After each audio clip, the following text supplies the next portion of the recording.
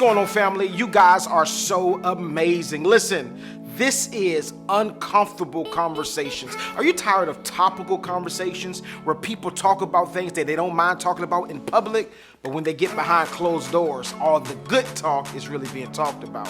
This is Uncomfortable Conversations. Let's go.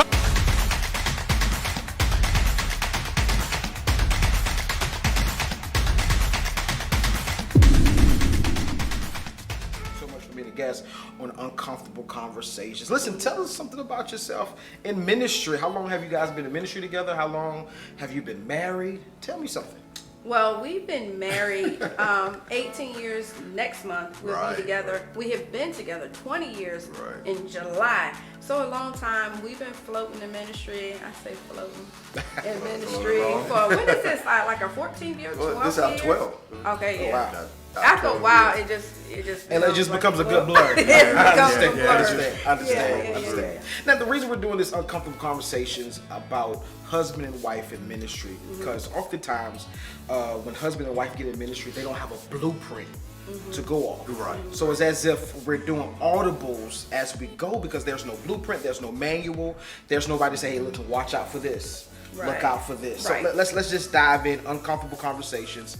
Have you ever, both of you, have you ever had to check another woman for approaching? Because I know that's the number one thing that we look at in church. Because when the pastor, when he can preach, any man of power, women will drop all guards and don't care, and they'll just go for the throat. Oh, yeah. So have you ever had to check someone? Have you had to say, oh, you're stepping out of your bounds? Oh, I've had to do that several times. Wow. And also the ones in my Queen squad have had to do it also. Wow. Because people will try you, and they feel like since you're in church, you're a first lady, you're a pastor, that you won't check them. Yeah.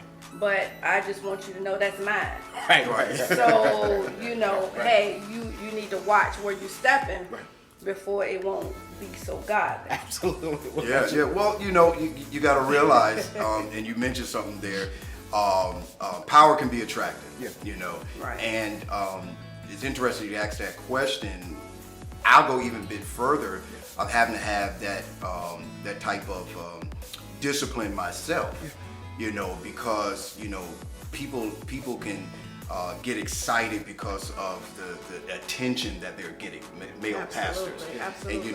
And you thank God for my wife just being sensitive to that, because the enemy can be slick. Yeah. And so while I'm busy doing ministry, and as the crowd is going, you don't realize that there are people in there that are looking to tear, number one, your marriage apart, because they understand that as your first ministry anyway. Yeah. But power can be attractive. Your gift can be very attractive. So how do you check a person in a godly way without operating out of flesh?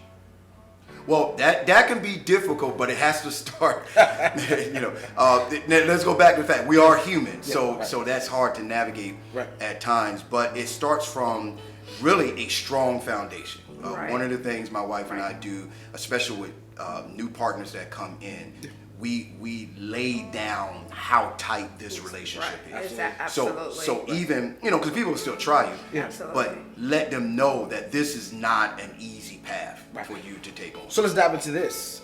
How did you get to the place? Because you know that it would happen, right? Oh, yeah. Because you're attracted to him when you first met him before ministry happened. Oh, you were attracted to him. Yes. So you knew that there would be somebody else attracted to him. Absolutely. How did you build the trust when it came to pastor and people, or pastor and women in the congregation? Well, first of all, for me, like you said, it first started with the communication between us. They saw the relationship between us. And also, I talk with my women of the church, especially new partners and everything. We talk as a group, and then I talk to them separately. And they always see us as a united front. So the church knows, even when First Lady isn't here, my presence is still here. So they know that this is what my First Lady requires of us. This is what our bishop requires of us. And this is what they require of their marriage. Because you have to not only show a united front, but you have to show the deepness and the love and communication between each other, that people know, okay, listen, they communicating and they talking, because a lot of times we can talk without even saying a word to each other. And our congregation knows that, okay, this is something like Bishop and First Lady, they're giving signals to each other. And people know, you know, like he said, you have to lay the foundation down. You can't be willy-nilly with it, because you do know the enemy is cunning. And some people just come just to see what they can do and wreck and tear up. So we automatically lay it down. This ain't gonna happen. Right. So this is what it is. Absolutely. So, you know, you're not coming this way. Right. So, and I would say this too, taking it even further, you know, the responsibility for the male pastors, and it could be either way, you know, if it's a female pastor and the male that's assisting her, but as a male pastor, you know, my job is to let people know this relationship. So I'm constantly talking about this relationship as it relates to not only just ministry, but just life in general, because you got to realize that church is really only for an hour, hour and a half, maybe 2 hours on a Sunday. You're building people to have relationships in their homes, in their own marriages, beyond just the church. So they have to see not only how we operate in ministry, but how we operate at home, how we operate in the street. And so to realize if she's not coming on a Sunday, I'm still acknowledging her, and I'm putting that out there. So let's tap on that, because as people, right, we notice everything. Right? Yeah. So if pastor goes to preach somewhere and the wife is not there, the first thing people will assume is they must be arguing. They never think, I don't know why, they never think, say, hey, listen, she's busy, she's working, she's on another ministry assignment. Like I am. I'm a college student, you know, I'm going to Bible college, and I have my own ministry set apart. Sometimes stuff just don't be, it's not cohesive. So, you know, he goes, but you best believe that he's covered by me.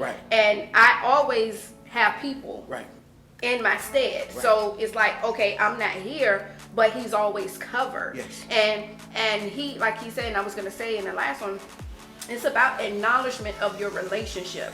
It's about acknowledgement of your love. We've seen where leaders in ministry never acknowledge each other. So it's like, so if you're not acknowledging each other to your people, how do people outside of the ministry supposed to know what you are? We never see you together. And not saying that you have to, but it's like, okay, come on now. Like, you never I know some preachers now that you're like, wow, I didn't know they were married until one picture pops up. Like, and you're like, really? But you got, the church is the one place, the church is the one place where we struggle with that, but we see that in the corporate world. You know, in the corporate world, you don't have a problem not seeing the wife with the husband if the wife and the husband are on two different assignments, two different work tasks, or anything like that. When it comes to church, what happens is that we're so confounded to, and especially the African American church, we're so confounded to seeing the first lady on the front seat with the big hat. With the big hat. But now the first lady has, her look is changing. Where also,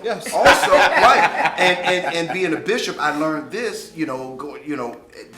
Going through training and things like that, I got to realize that she's my first ministry. The church, you can end up having the church a mistress if you're not careful. Come on, if sir. you're not careful about it. And so you got to separate too. And then I told her for years and over, even though she's embedded in ministry here at this church and an executive pastor and then has her own ministry, at the end of the day, her number one, and her Queen Squad really embraces it, but her number one assignment is the bishop's wife. And see, the way you look at that is, if she never comes back to the church and we never have a problem, it's not her assignment to always have to be here. It's mine.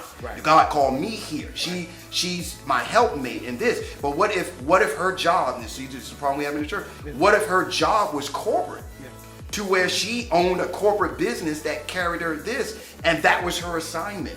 Then I would have to be okay with that, because I know what God called me to do, and she assisted me. So with that being said, they have to see that marriage is more covenant and partnership that goes more than she's the praise and worship leader and I'm the one. Family, I know that you're enjoying this video. I want to say thank you for watching this video. But if you can, ministry is free, but it's just expensive to get it out. I need you to connect with AOS Inspires. I need you to sow into our ministry.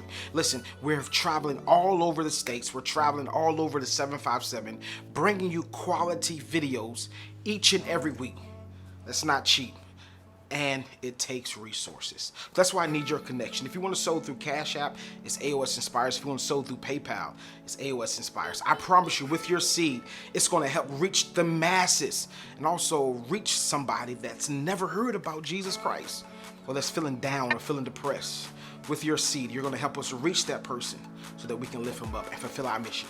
That's to empower the world to never give up. And I want to say thank you for sowing into good ground. Let's address the biggest elephant in every single relationship outside of ministry, also in ministry.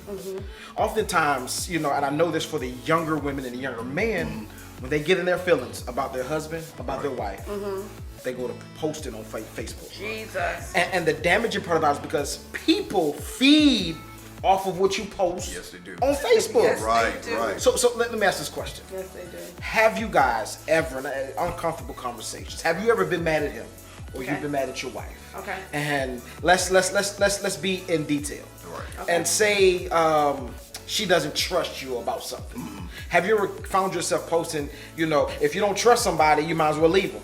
No. Because people can't wait to see stuff like Right. Yeah.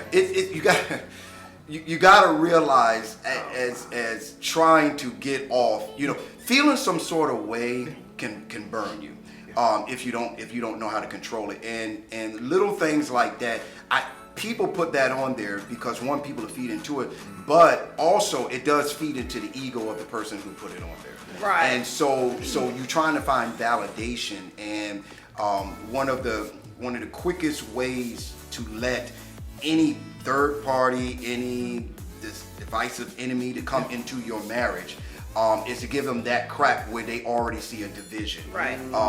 And if you notice, everything is always subliminal. So they'll never say it exactly, but they'll they'll be like roundabout way. Right. You know, they'll post something like, "It's time for me to get out of this." Now you don't have no clue what they're talking about. That could be anything. It could be anything, but people that are looking for the crack in whatever the part of the relationship is will use that and try to get in there. But no, you would never find me do that. And you would never find me do that either, because the thing about it is, it's just an argument, or it's just like something that happened. You have two imperfect people working together, you know, and every day, I don't care how long you've been together, every day you're not going to see eye to eye. Every day you're not going to like each other. Contrary to what people believe, marriage is work. It's not a fairy tale thing. It's work. You know what I'm saying? So we've even had beef on Sunday mornings. Right. And come on. It may be one thing in that office. Right. But when we come out here,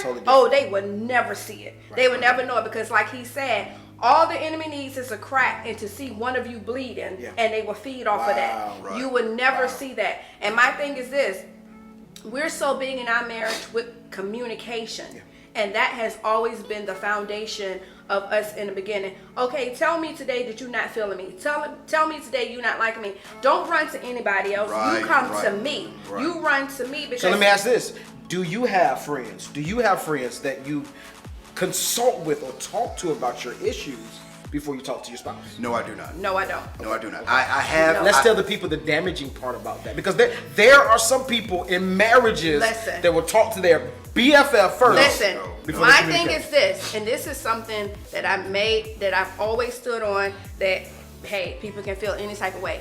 I never believe two things. One, that any third party should be in your relationship other than God. Right. We dealt with that in the beginning, and it wasn't even a thing of us. You know, sometimes you just frustrated and you would say something, and something was said to us in the beginning. I don't even think we were married 6 months, and it checked both of us. Like, wait, what? No. Right. And then the second thing is, I personally don't feel like a married woman should have single friends. Right.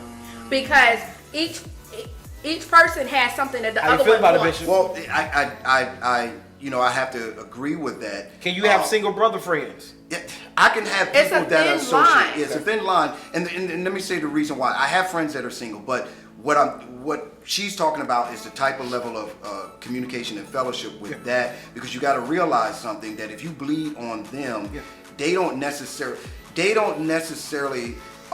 look to try to always heal you, but it could be two things. One, they can feed into what you're going through, which makes it worse, or number two, use that to get to what you are now frustrated with. Right. Wow. And so if you have single women that you always talk to and you're married, half of them women probably want the person you arguing with. Exactly, and that's what I'm saying. And they would That's what I'm feed saying. into that.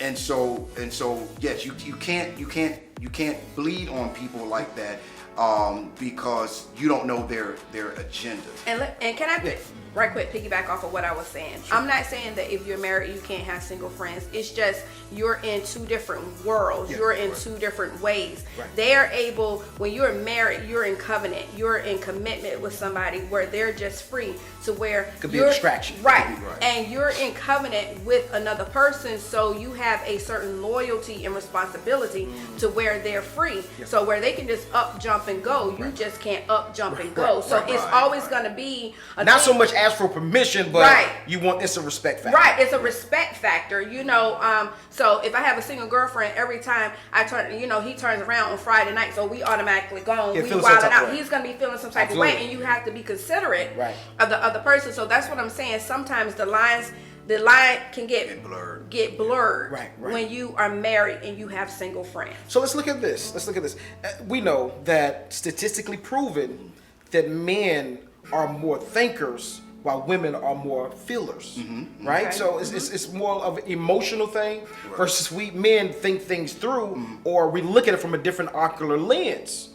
How is it, now, not saying that men don't feel as well. We do feel as well, because in the midst of something that's going on, we may, hold on, that rubbed me the wrong way. Right. So I'm not saying that men don't feel, Right. but what I'm saying is most of the spectrum is off an emotional feel. How do you operate in ministry of not being emotional when you're mad or hot in your marriage? The one thing about it for me is that I always look at the bigger picture. He always say I'm a deep thinker too. I always look at the big picture of whatever it is, because to me, I'm always a thinker of what's the repercussions of what I do. Yeah. Because and to me, repercussions can be good and bad. Yes. And so, a lot of times if I'm upset with him, I have to think about the people that we're leading, and if they see First Lady is always feeling some type of way, or First Lady ain't liking Bishop, then that'll rub off to her with her husband, and now he's sitting there like, what in the world did I do? And she, so it's like it comes, and you really have to check your emotions. Excuse me, we as women, because sometimes we can't feed off of each other, whether good or bad. Oh, he doing that to her. Oh, she, and you better not. And he's like, whoa, wait, I didn't do anything. Yeah. So, we have to be very conscious of the way that we come off to other people, the way that we spill and bleed onto other people, because sometimes we can really vomit some stuff on folks. Absolutely. And that leaves them in a place like, okay, I don't know how I got here. And being leaders, they'll be like, well, my first lady's doing it, well, it must be okay. Right. No, you have to always check yourself. Keep that in check.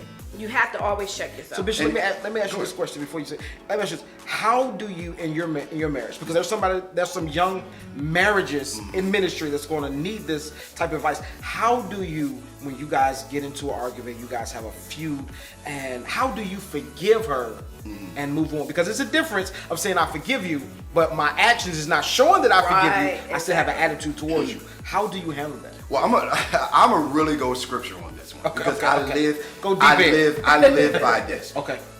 This helps me all the time. When the Bible says,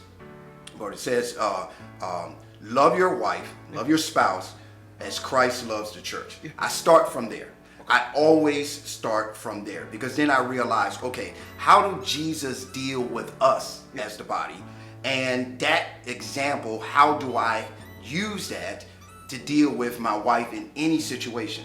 So here's the thing. A lot of times, man, we got to be real careful not to use the excuse that my wife is emotional for you to get away with running off on feeding into that. Here's the problem. Here's the problem with that, and you can, and it'll work. It'll happen in the church really quick to where if that's going on, then the male trying to now boost or back up his own ego will let the woman be painted wrong long enough for him to recover, but it does more damage. So I go back to this. This is how I go back to my role. If Christ loved the church and he told us to love our wife just like Christ loved the church, then I have to be able to handle no matter what emotional state she's in. I gotta be able to handle it because that's what he put me in. So if she goes off the deep end, I can't let them know I'm not in control of that. My job is to cover that no matter how the emotional it gets. And so that's all we put in me, because see, grace. You can forgive when grace is involved. Then I go back. Well, how is Jesus treating me when I go off the deep end, and he's loving the church, even though we can be foolish as the body of Christ. So that's why, and that doesn't mean that she does things bad, but I'm her covering. So now, being that I'm her covering, in closing, being that I'm her covering, I can't let nobody see what I'm covering. Because I'm covering, because that's what Jesus did. That's what God covers us, even in the middle of the things that we're going through, so other people can't see it. How often, you know, I hate to go back, but how often you've done something and nobody else will find out because God covered you. So I can't let them see that. Wow. Let's close on this. Give some encouraging words to the women and to the men in ministry, marriages and ministry, about covering. The one thing I would say to women is, in ministry is just be aware of who you are, be in tap with your feelings and your emotions, and just realize and recognize that you're under the spotlight. He's the pastor and the bishop, but the light is on you.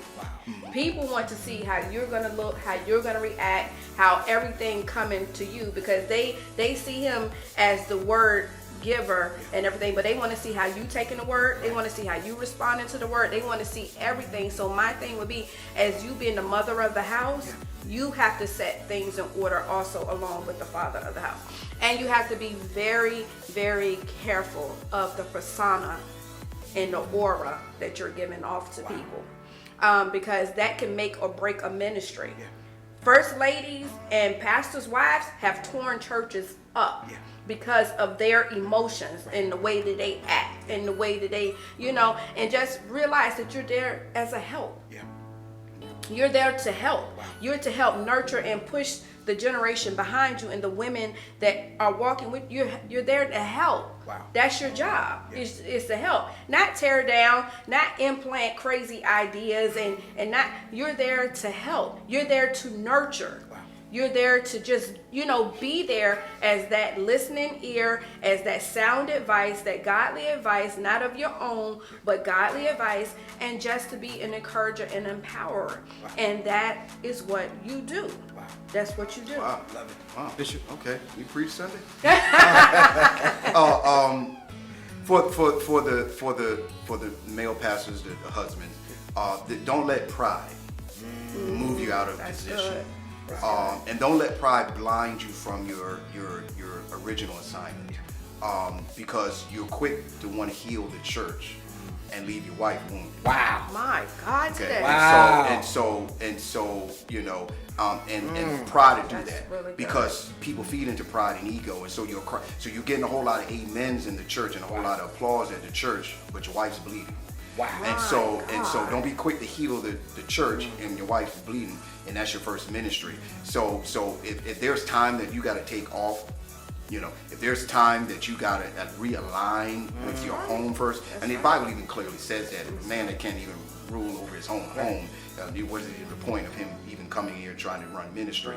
I learned how to be a pastor at home. My God.